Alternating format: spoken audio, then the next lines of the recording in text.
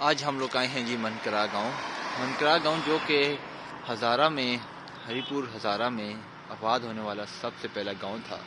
जब हरी सिंह नलवा यहाँ पर आया तो यही गांव था जहाँ पे उसके हजार के फौजी दस्ते ठहरे थे, जिसकी वजह से इसको हज़ारा का नाम दिया गया।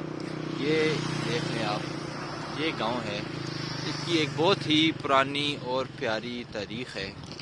जब हरी सिंह नलवा ने यहाँ पर अपना इसको आज़ाद किया था, जिसकी वजह से इलाके का नाम हरीपुर और हज़ारा से मुराद के उसके फौजी जो दस्ते थे उसकी तादाद 1000 थी, जिसकी वजह से इसको हरीपुर हज़ारा कहा गया।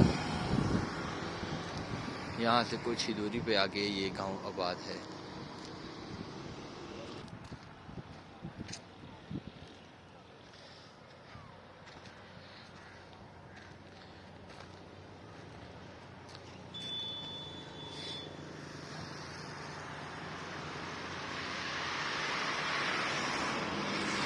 यहाँ पर सर्दियों का मौसम है, इसलिए दरख्तों पर सब्ज़ा कम होता जा रहा है। ऐसा ख़िज़ा की तरफ रवां दवा है,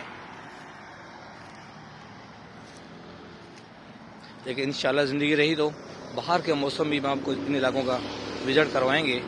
फिर आप देखिएगा कितना सब्ज़ा और हरियाली होती है इंशाल्लाह।